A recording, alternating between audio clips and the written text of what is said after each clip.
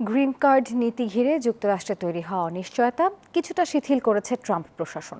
মার্কিন homeland security বিভাগ বলছে সব আবেদনকারীদের দেশে ফিরতে হবে এমন বাধ্যবাধকতা নেই, তবে নির্দিষ্ট কিছু ক্ষেত্রে এই নিয়ম প্রযোজ্য হতে পারে। এতে কিছুটা স্বস্তি প্রকাশ করেছে অভিবাসীরা।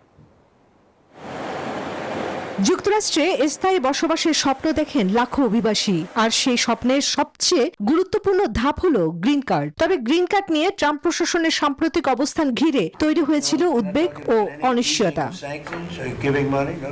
প্রথম ঘোষণায় বলা হয়েছিল গ্রিন কার্ড আবেদনকারীদের প্রক্রিয়া সম্পন্ন করতে নিজ দেশে ফিরে যেতে হবে। এই সিদ্ধান্ত সবচেয়ে বেশি আতঙ্কে পড়েন অস্থায়ী ভিসায় থাকা কর্মী, গবেষক ও প্রযুক্তি খাতের পেশাজীবীরা।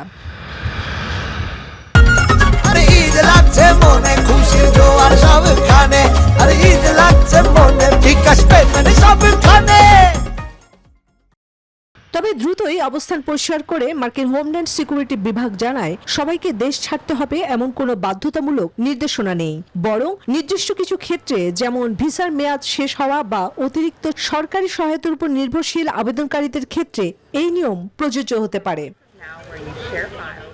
এই ব্যাখ্যার পর কিছুটা স্বস্তি ফিরেছে অভিবাসীদের মধ্যে। তবে অভিবাসন বিশেষজ্ঞরা বলছেন অনিশ্চয়তা পুরোপুরি কাটেনি, কারণ প্রতিটি আবেদনই এখনো নির্ভর করছে সংশ্লিষ্ট কর্মকর্তাদের ব্যক্তিগত সিদ্ধান্তের উপর। নিউ ইয়র্ক টাইমসের এই পরিবর্তনকে প্রশাসনের এক ধরনের ইউ টার্ন হিসেবে উল্লেখ করেছে। ফলে গ্রিন কার্ড ঘিরে নীতি বিতর্ক আপাতত থামলেও প্রশ্ন রয়ে গেছে ভবিষ্যৎ বাস্তবায়ন নিয়ে। চন্দ্রা, নিউজ 24।